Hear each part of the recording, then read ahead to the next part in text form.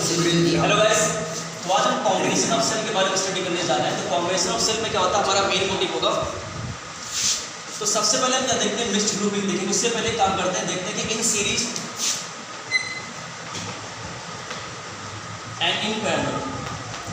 Let's suppose अगर हमारे पास क्या होता है, दो सेल हो जाए हमारे पास, जिनका ईएमएफ ऑफ द सेल क्या था हमारे पास, वो अनइक्वल है। इट मींस अगर कोई EMF of the cell equal है एंड देन हमारे पास क्या है, और इनका इंटरनल रेजिस्टेंस कितना हमारे पास है, R1 and R2। Hindi medium के बच्चे ईएमएफ ऑफ द सेल विद्युत वाहक बल से बोलते हैं इवन है। दूसरा कितना E2 हमारे पास है, आंतरिक विद्युत कितना R1, उसके बाद क्या हमारे पास R2। क्लियर है। और ये सीरीज में जुड़े हुए हैं, किसमें जुड़े हैं, इन सीरीज। तो जब सीरीज के बारे में बात करेंगे तो लेट्स सपोज ड्रॉ करता हूं मैं।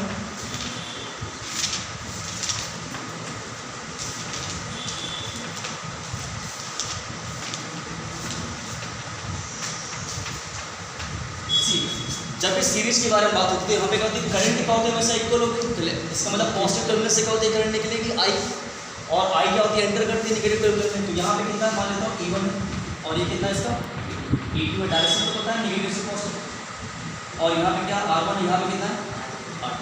अब एक काम करना है, इसकी हमें इक्विवेलेंट सर्किट ड्रॉ करनी है। तो इसकी इक्विवेलेंट सर्किट क्या होती है, पहले इसको ड्रॉ कर लेता हूँ। A and then C, current I and current I। तो इन दोनों का इक्विवेलेंट कितना होगा, लेट्स सपोज मानता हूं E इक्विवेलेंट हो जाएगा, और ये कितना होगा R इक्विवेलेंट हो जाएगा। मींस हिंदी में क्या बोलते हैं, तुल्य आंतरिक प्रतिरोध बोलते हैं। और यहाँ क्या हो जाएगा हमारे पास, तुल्य विद्युत वाहक बल होगा। ड्रॉ भी करते जाओ, बार बार नहीं मिलेगा, क्या करो वीडियो देख लेंगे।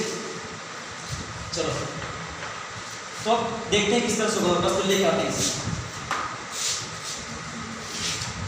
कपड़ा देखो तो आ जाओ, इसे देखते हैं। तो यहाँ पे देखो, अगर मैं A बोलूँ और B बोलूँ, यहाँ पे A और B में हमारे पास क्या हो जाएगा, अगर सीरीज में होगा तो यहाँ पे टर्मिनल पोटेंशियल डिफरेंस होगा। लेट्स सपोज कितना मान लेता हूँ कि VAB होगा, कितना होगा VAB होगा। और हमें फॉर्मूला मालूम है किसी सेल के लिए, E इक्वल टू कितना होता है, V प्लस कितना होता है I इंटू R। V क्या होता है, terminal potential difference. E EMF of the cell, I क्या होती है, करंट होती है, R क्या होता है, इंटरनल रेजिस्टेंस होती है। अब इस फॉर्मूले को यूज करके क्या V equal to E minus I into R use कर सकता हूँ। चलो यहाँ पे मैं VAB निकालता हूँ, कितना पोटेंशियल होगा, सीरीज में होगा तो पोटेंशियल यहाँ भी अलग होगा, पोटेंशियल वहाँ भी अलग होगा। तो लेट्स सपोज VAB की बात करता हूँ। तो VAB कितना आएगा, इसे मैं E1, VAB में E1 होगा, करंट I है, करंट में I यूज करता हूँ, माइनस और R1 हो जाएगा। तो यहाँ पे R1 लिखते हैं, क्लियर है। इक्वेशन फर्स्ट इसे बनाता हूँ। देन मैं बात करता हूँ B और C कितना होगा पोटेंशियल, तो इसे मान लेता हूँ VBC होगा। चलो VBC देखते हैं। तो VBC कितना होगा, दैट इज E2, और माइनस कितना हो जाएगा I, और यहाँ पे R2। इक्वेशन सेकंड बन जाएगी, क्लियर है। अब इन दोनों इक्वेशन को हमें देखना है। अब होगा क्या हमारे पास, AB एंड BC। बैठो जल्दी बैठ जाओ। AB और हमें BC के बारे में बात करना है। चलो क्या, तो VAB और VBC करेंगे तो VAB कितना होगा, E1 माइनस I R1, और यहाँ पे कितना होगा E2 माइनस I R2। जल्दी देख लो यहाँ पे क्या किया अभी। हमें कॉम्बिनेशन ऑफ सेल करना है, और हमने बोला कि जो विद्युत वाहक बल होगा हमारे पास, जो ईएमएफ ऑफ द सेल होता है हमारे पास, अगर वो डिफरेंट होगा हमारे पास, तो इससे भी ड्रॉ किया हमने। मान लिया हमने ड्रॉ किया E1, यहाँ पे कितना E2 ड्रॉ किया हमने पास, यहाँ पे R1 मान लिया, यहाँ पे R2 मान लिया। हमें क्या निकालना है, इनका इक्विवेलेंट निकालना है कि इक्विवेलेंट ईएमएफ कितना होगा, तुल्य ईएमएफ कितना होगा हमारे पास, और तुल्य आंतरिक प्रतिरोध कितना होगा, वो हमें ड्रॉ करना है। अब इसका मान लेता हूँ R1, इसका मान लेता हूँ R2। इन दोनों को सीरीज में कनेक्ट किया हमने, इनकी इक्विवेलेंट सर्किट हमने ये बनाई। मान लिया इन दोनों कॉम्बिनेशन कितना होगा, E इक्विवेलेंट होगा हमारे पास, और इन दोनों कॉम्बिनेशन कितना होगा, R इक्विवेलेंट होगा। तो हमें फाइंड आउट करना है कि E इक्विवेलेंट कितना होगा और R इक्विवेलेंट कितना होगा। सीरीज में करंट क्या होता है, सेम होता है। हमें फॉर्मूला मालूम है, V equal to V plus I into R होता है। तो क्या मैं V equal to E minus I into R लिख सकता हूँ मैं। तो क्या मैं VAB, यहाँ A से B हमारे पास है, तो VAB कितना हो जाएगा, that is E1 minus I R1 हो जाएगा। और फिर क्या होता है, BC हो जाएगा। यहाँ पोटेंशियल कितना हो जाएगा, VBC की बात करेंगे, यहाँ कितना E2 माइनस I R2। ये दो इक्वेशन बन गई, फर्स्ट एंड सेकंड। अच्छा ये बताओ, क्या मैं VAC के बराबर VAB और VBC लिख सकता हूँ मैं, टोटल तो ये होगा ना। इट मीन्स अगर VAC बोलो टोटल A से C तक, उसके बीच VAB भी आएगा और क्या आ जाएगा, VBC भी आएगा। It means VAB and plus कितना हो जाएगा, डन। तो VAB कितना है, that is E1 and minus I R1 and plus E2 minus I R2। It means E1 plus E2 इधर आ जाएगा, और यहाँ पे माइनस आई कॉमन कर लूँ, कितना हो जाएगा R1 प्लस R2, ये हो गया हमारे पास BAC। क्लियर है? अब यहाँ देखो, यहाँ भी AC है तो BAC कितना होगा,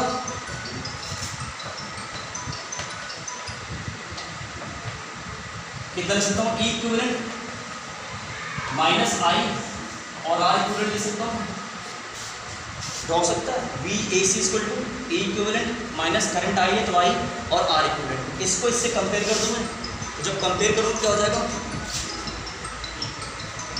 हेलो AC इक्वल टू कितना हो जाएगा, अभी देखो यहाँ पे E इक्विवेलेंट कितना हो जाएगा, E1 प्लस E2 दिख रहा है हमारे पास, और R इक्विवेलेंट कितना हो जाएगा, R1 प्लस R2 हो जाएगा हमारे पास। क्लियर है? तो मिल गया सीरीज में, मीन्स E इक्विवेलेंट कितना मिल गया हमें कंपेयर करने पे, E1 प्लस E2, और R इक्विवेलेंट कितना हो जाएगा, R1 प्लस R2। ठीक है ना? ऐसे बोलने से मेरे ऊपर एहसान कर रहा है सर, आज नहीं आ पाऊंगा। ये हो गया, ये हो गया सीरीज में। समझिए कैसे करना है, नहीं समझ पाए इधर बैठो तो समझ में आएगा, यहाँ आके बैठो जल्दी आओ, कोई बात नहीं, इट्स ओके चलता है।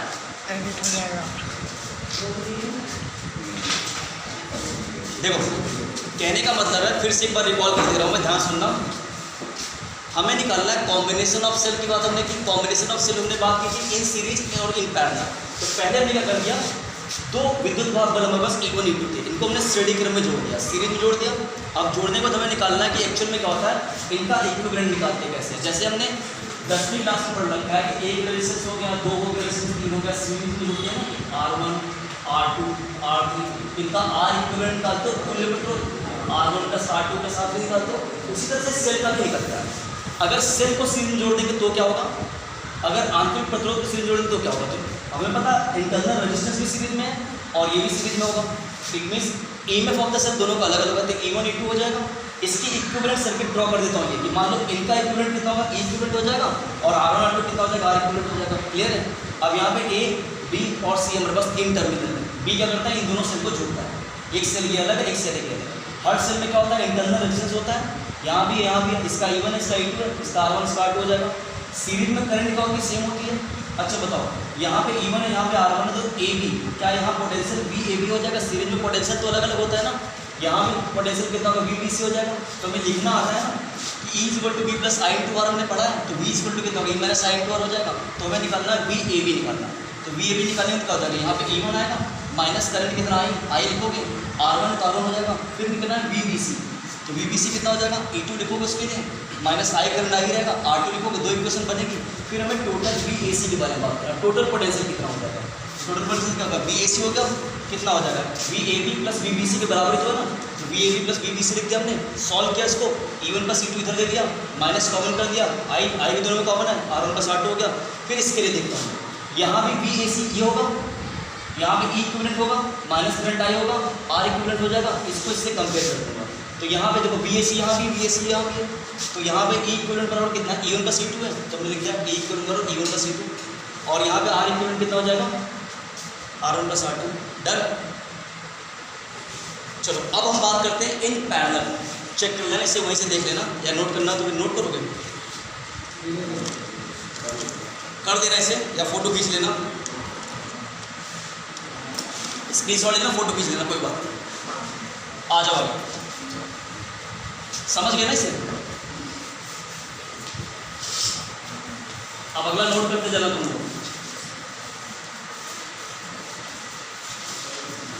अगला हमें इन पैरेलल करना, थोड़ा सा ये समझना है, हमें समझने की कोशिश करना। तो जब इन पैरेलल के बारे में बात करेंगे, सेल को हमें पैरेलल क्या होता है, अरेंज करना। चलो अरेंज करते हैं।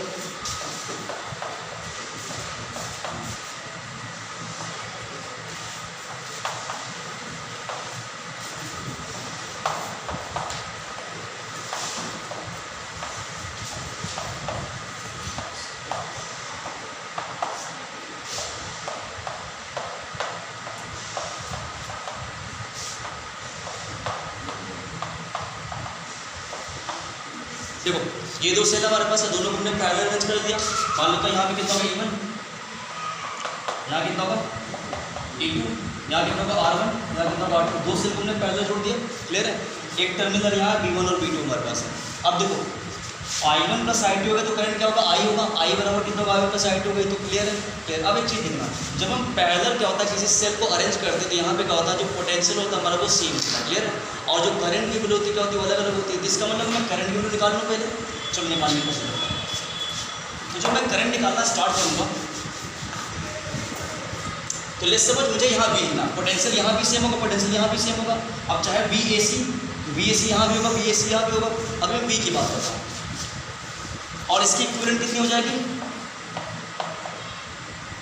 E equivalent, R equivalent, current I AC और VAC कितना हो जाएगा, E equivalent minus I R equivalent. ये तो सेम ही रहेगा। हमें फाइंड आउट करना है ये और ये फाइंड आउट करना है पैरेलल के लिए। इसको कन्वर्ट कर दिया इस फॉर्म में, ठीक ना। लेकिन हमें E इक्विवेलेंट और R इक्विवेलेंट नहीं मालूम है इसका। चलो फाइंड आउट करते हैं कैसे होगा। अब ध्यान से देखना, यहाँ VAC होगा, कर सकते हैं इसे। क्या VAC पोटेंशियल तो सेम होगा, क्या यहाँ पर लिख सकता हूँ मैं E1 माइनस I1 और R1। इक्वेशन फर्स्ट हो जाएगा। अब यहाँ से क्या I1 की वैल्यू निकाल सकता हूँ मैं, तो I1 की वैल्यू कितनी आएगी, क्या I1 equal to E1 minus VAC और अपान में R1 हो जाएगा। ये क्लियर है, इक्वेशन फर्स्ट। सिमिलरली यहाँ भी पोटेंशियल क्या होगा, सेम होगा, VAC होगा। इस बार E2 माइनस I2 और R2 हो जाएगा। तो यहाँ से I2 की वैल्यू आ जाएगी E2 माइनस VAC अपॉन में R2 इक्वेशन सेकंड। अभी कोई डाउट? चलो, अच्छा करंट है कितनी टोटल करंट कितनी है सर्किट में,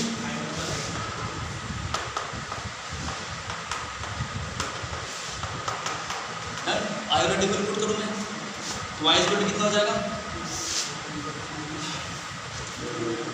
E1 माइनस VAC अपॉन में नोट करते जाना R1 प्लस, या कोई नहीं फोटो खींच लेना कोई बात नहीं। तो I2 कितना होगा अभी समझ लो, E2 माइनस VAC और अपॉन में कितना होगा R2। अभी डन है, आयोडेटिक सपोर्ट क्लियर है यहाँ तक जो लिखा हमने कैसे किया पूरा। चलो एलसीएम लेंगे R1 तो कितना हो जाएगा, R1 R2 क्रॉस मल्टीप्लाई करोगे E1 minus VAC into R2 plus E2 minus VAC into R1। अभी क्लियर है, चलो अंदर मल्टीप्लाई करते हैं। E1 R2 minus VAC into R2 clear है, प्लस E2 R1 और minus VAC R1 R2 done. तो अभी तक क्लियर है, आ जाओ। चलो क्या हो जाएगा, ये हटा दूँ, ये तो क्लियर हो गया ना, हटा दूँ मैं, ठीक है ना।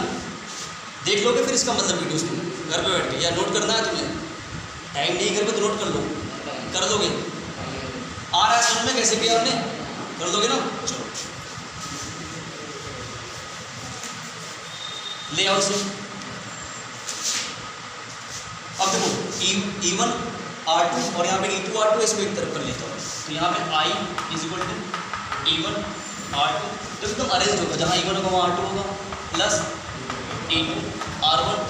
ये देखो VAC यहाँ पे VAC यहाँ पे, क्या VAC कॉमन हो जाएगा तो मैं माइनस VAC कॉमन कर लेता हूँ, अंदर कितना बचेगा R1 प्लस R2। अभी क्लियर है, और अपॉन में कितना हो जाएगा R1 R2 कर।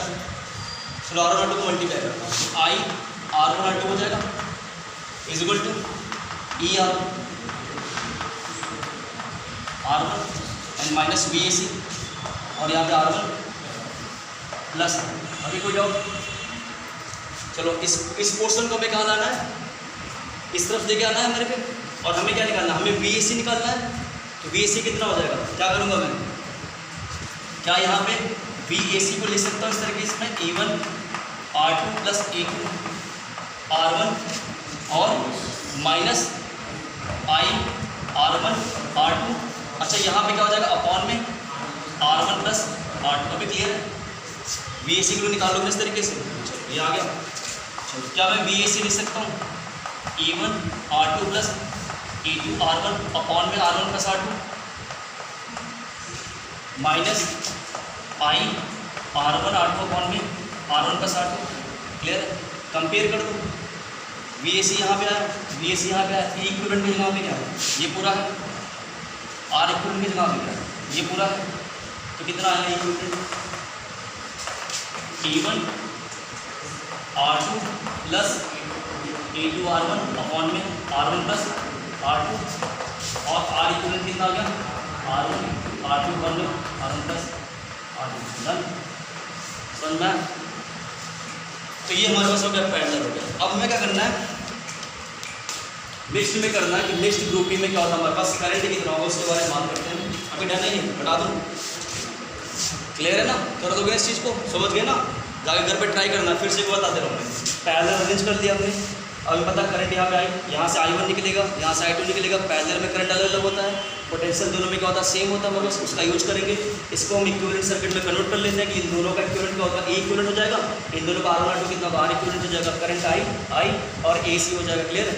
फिर हमने यूज किया कि यहाँ पे कितना पोटेंशियल होगा, तो मान लिया कि VAC पोटेंशियल होगा और VAC इसको समझ के लिखा। फिर हमने E1 लिखा माइनस I1 R1 लिखा, I1 वैल्यू निकाल ली, फिर I2 वैल्यू निकाल ली। I इक्वल टू कितना होगा? I1 प्लस I2 होगा। वैल्यू पुट कर दिया, फिर मैथमेटिक्स से सॉल्व कर दिया। कुछ नहीं किया और यहाँ से इक्विवेलेंट आके R इक्विवेलेंट आके लास्ट में कुछ नहीं करना है। एग्जाम में ये फॉर्मूले तुम्हें मालूम होने चाहिए। बस न्यूमेरिकल आता है, अरेंज कर देगा, बोलेगा ए इक्विवेलेंट कितना होगा, R इक्विवेलेंट कितना होगा। डन? इस चीज़ को याद रखना। चलो नेक्स्ट करते हैं। एक करते हैं मिक्स्ड ग्रुपिंग क्या होगी। क्या करना है मिक्स्ड ग्रुपिंग के लिए? अरे उड़ा दूंगा, हटा दो इसे। डन है? अगला देखो कोशिश करते हैं।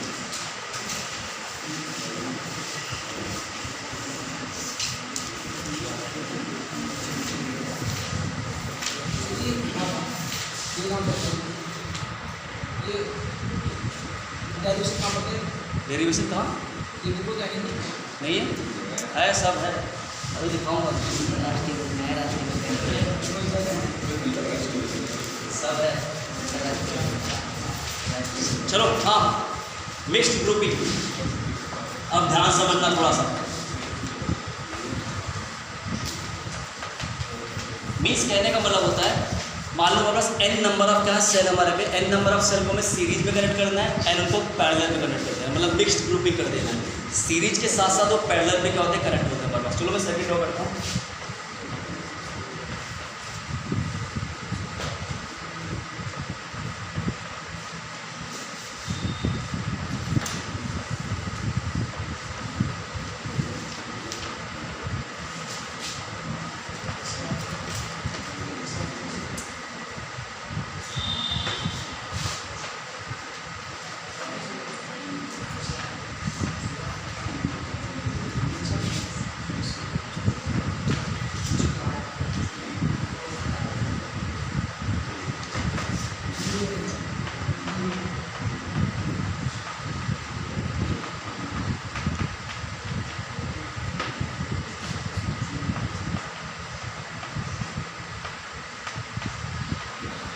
पोलैरिटी चेक कर लेना।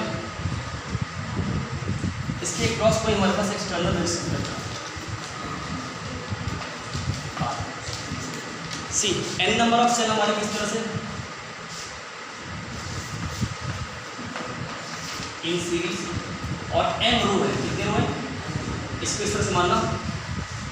जैसे सपोज कोई वायर हो गया, उस वायर में n नंबर ऑफ सेल को ऐसे लगा दो। एक वायर यहाँ पे, दूसरा वायर उसके नीचे, तीसरा वायर इसके नीचे। तो कितने वायर है? m रोज है हमारे पास है और n नंबर क्या होता है हमारे पास सेल होता है। इसको याद रखना। अब होगा हमारे पास क्या होता है जब हम सीरीज में बात करें, इन सीरीज या श्रेणी में। जब हम सीरीज में बात करेंगे तो ईएमएफ ऑफ द सेल कितना हो जाएगा? क्योंकि ईएमएफ अभी यहाँ पे सबका ईएमएफ ई है, मान लो कितना ई हमारे पास, और कितने n नंबर सेल तक हमारे पास है।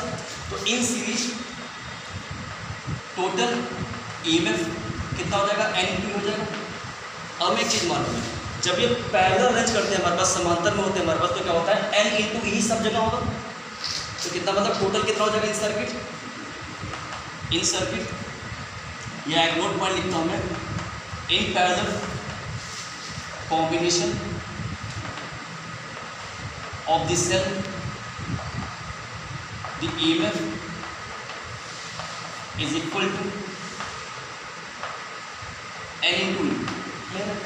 पैरेलल में हर जगह N इंटू E होगा, यहाँ भी N इंटू, यहाँ भी N इंटू, हर जगह N इंटू E होगा। पैरेलल केस में क्लियर है। चलो अब निकालते हैं रेजिस्टेंस इन सीरीज।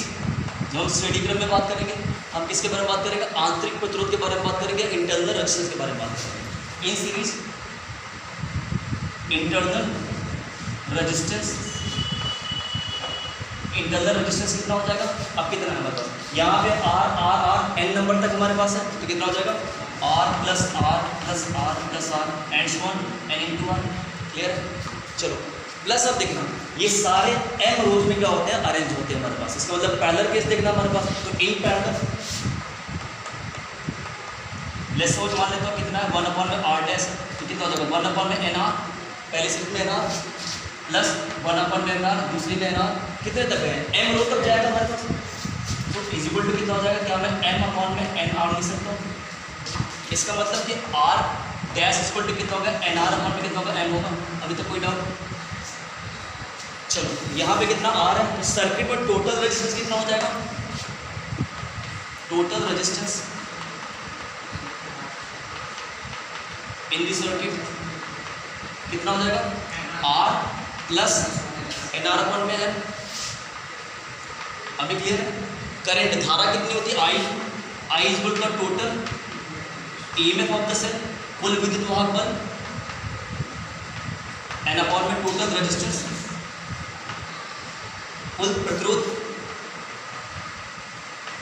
कितना है?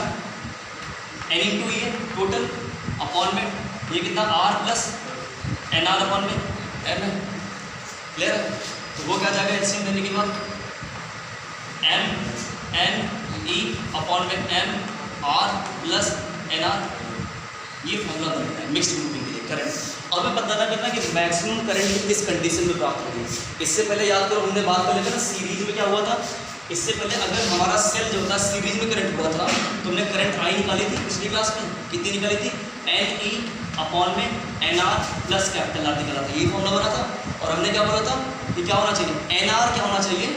इस लेस देन कैपिटल R, मतलब एक्सटर्नल रेजिस्टेंस ज़्यादा हो जाएगा तो इन सीरीज को आती है करंट हमेशा मैक्सिमम होगी। ये बात की हमने। और फिर हमने अगर पैरेलल अरेंज कर लिया था तो I इक्वल टू कितना निकाला था हमने? I इक्वल टू निकाला था E अपॉन में R प्लस R अपॉन में M निकाला था। इस केस में क्या होना चाहिए हमारे पास? इस केस में जो R अपॉन में M होगा हमारे पास, ये क्या होना चाहिए? बहुत ग्रेटर होना चाहिए। और R क्या होता है हमारे पास? 0 हो जाएगा। तो I इक्वल टू कितना हो जाता?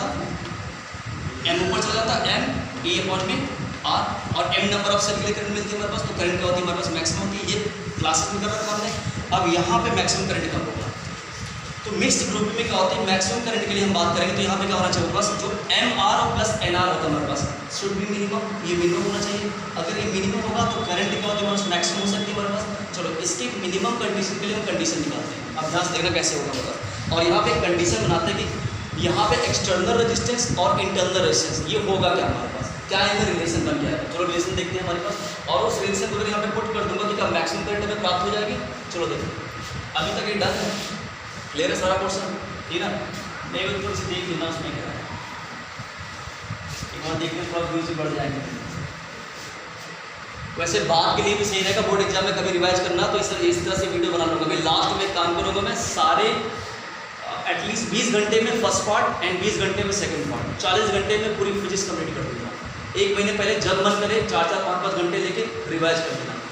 वहाँ पे सिर्फ न्यूमेरिकल्स और डेरिवेशन रहेंगे, कोई कहानी नहीं होगी, ठीक है ना? एक मैराथन की तरह खींच देगा मेरे साथ। टाइम मिलेगा मैं बना दूँगा, फिर तुम बोर्ड एग्जाम में नोट्स बना के उन चीज़ों को रिवाइज करके एग्जाम में चल जाना। और मेन बोर्ड एग्जाम में जो क्वेश्चन आते हैं उनको डिस्कस करूँगा। आज देखते हैं हम तो क्या आया, इक्वल टू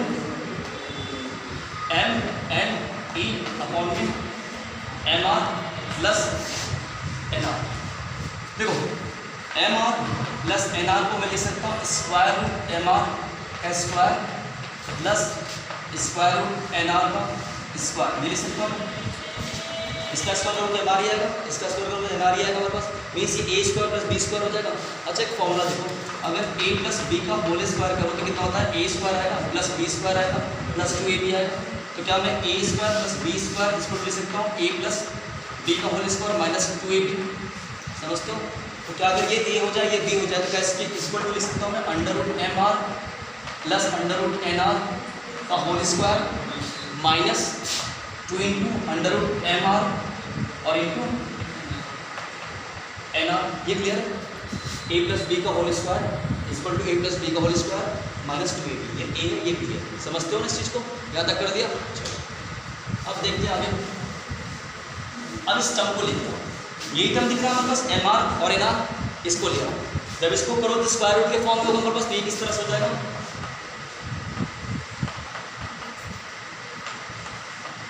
जीरो हो जाएगा हमारे पास। मिनिमम होने के लिए जीरो करनी है हमारे पास कंडीशन। तो जब स्क्वायर रूट करोगे तो यहाँ पे कहो M R plus equal to under root N R square के फॉर्म में, एम आर इक्वल टू कितना हो जाएगा? एन आर हो जाएगा। और यहाँ पे स्मॉल आर है,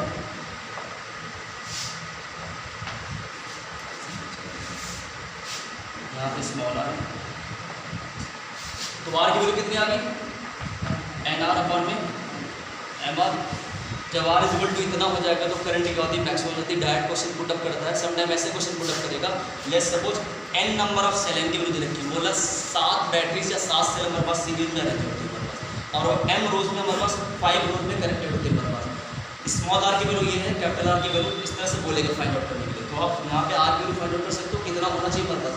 अगर इतना होगा हमारे पास वैल्यू डायरेक्ट दी रहेगी तो करंट क्या होगा? इतना होगा। ये यूपी बोर्ड और सीबीएसई बोर्ड क्वेश्चन नहीं पुटअप करेगा, ये कोई कॉम्पिटिशन में क्वेश्चन यहाँ से पुटअप कर सकता है। तो ओनली तुम्हें रिलेशन पता होना चाहिए कि रिलेशन इस तरीके से होता है। क्या बना हमारे पास? ये बना, इसमें वैल्यू पुट कर दो क्या आती?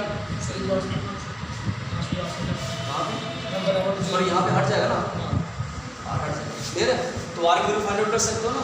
अगर सेल दे रखा है, नंबर ऑफ सेल दे रखे हैं, बोलेगा 5 सेल है सीरीज में जुड़े हुए हैं और वो क्या होते हैं 6 टाइम में रो में जुड़े हुए हैं, तो कितना रेजिस्टेंस होना चाहिए एक्सटर्नल कि करंट क्या हो जाए? मैक्सिमम हो जाए। इसके लिए कंडीशन बना दी जाएगी और आप अरेंज करके सेल को मिक्स्ड ग्रुपिंग में कर सकते हो और यहाँ पे मैक्सिमम करंट क्या होता है? प्राप्त कर सकते हो, क्लियर है?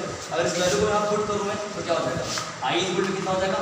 एम एन ई, और यहाँ पे क्या हो जाएगा? एन आर अपॉन में एम इंटू एम, एम से कैंसिल, 10 कितना होगा? एन आर हो जाएगा। तो कितना हो गया? एम एन ई अपॉन में कितना हो जाएगा? N R plus N R कितना होगा? 2 एन आर हो जाएगा।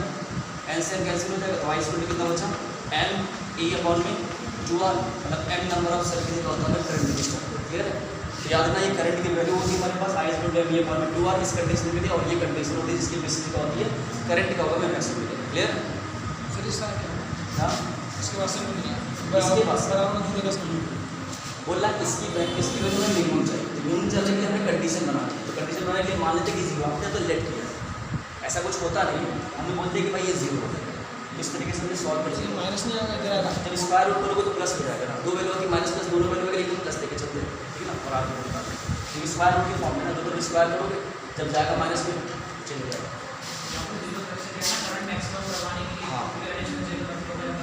हाँ मैक्सिमम करंट के लिए इसको हमने जो इनफाइनाइट कैसे